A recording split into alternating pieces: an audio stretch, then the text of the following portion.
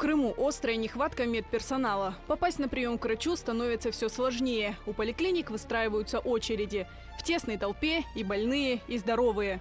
У вас есть температура? Есть температура? По пандусу, пожалуйста, там очередь. Товарищи, температуры сюда никто не идет, идет с той стороны. У меня нет температуры, но мне надо к терапевту. Как мне Девушка на прививку от гриппа. Как это?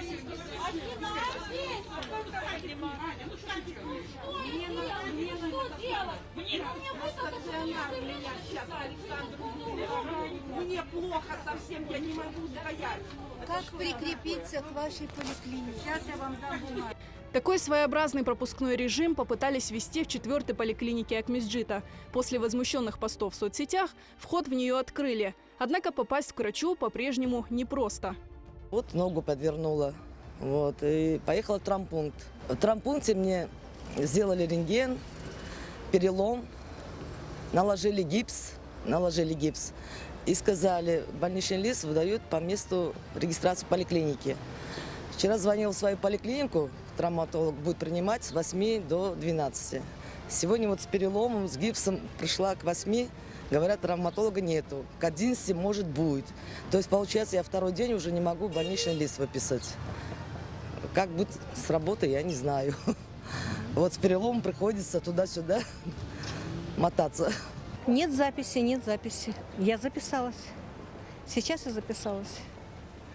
Но опять же не по времени подойду к врачу, чтобы договорюсь, потому что у меня перекомиссия. Мне вот так вот надо. Сейчас никого нет. А то здесь вообще было. Сегодня я еле прорвался туда. 3 дня мы ходим к врачу. Вот сейчас я звонил уже 3 раза. Получается, 3 дня мы вызываем. Уже приемно, видите, Аксенов приемно написано. В Министерство здравоохранения звоню, они просто футболят. Позвоните туда. Звоню. У жены коронавирус, скорее всего. Не знаю, сейчас мы еще ничего не подтверждено, все симптомы, да. Я сам в таком состоянии, не знаю. Температуры вроде нету, ничего. Пришлось ехать сюда. Врача на дом не вызовешь вообще. Видите, стоим, чтобы приехать сюда, чтобы стоять, понимаете. Человек пришел, у него температура вчера была. Сейчас неизвестно что. Вот так они издеваются. Министерство здравоохранения, потому что вообще не работает. Они просто не работают. Из-за дефицита врачей в Крыму закрываются больницы. Недавно приостановил работу Бахчисарайский роддом. Беременных и рожениц перенаправляют в Симферополь.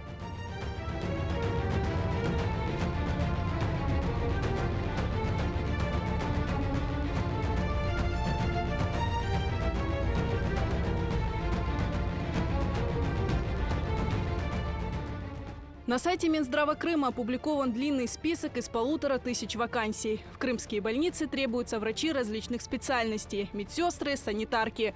Больше всего вакантных мест на скорой, причем во всех регионах полуострова. Десятки врачей неотложки заразились коронавирусом. Кто-то уволился, не выдержав нагрузки. Самая напряженная ситуация сейчас в крымской столице. Число больных ковид и ОРВИ резко возросло. Скорых катастрофически не хватает. Каждый новый день в Крыму бьет антирекорд предыдущего. Число заболевших коронавирусом в сутки более 100 человек – это уже привычная статистика. В резком росте заболеваемости власти винят свадьбы и похороны, призывая крымчан отказаться от участия в массовых мероприятиях. И в тот же день проводят в Артеке детскую новую волну. Без масок, без соблюдения социальной дистанции.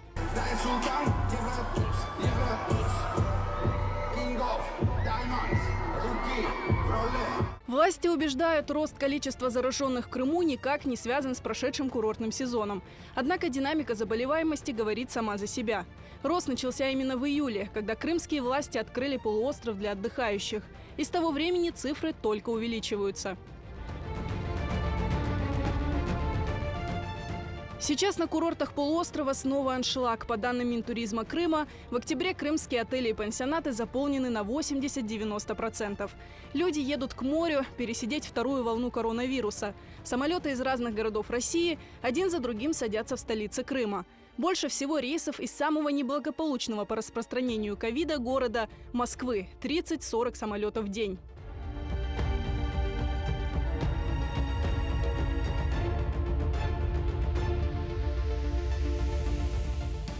Москвичи ринулись в Крым провести здесь внеплановые каникулы, объявленные в связи с резким ухудшением эпидемиологической ситуации в их городе.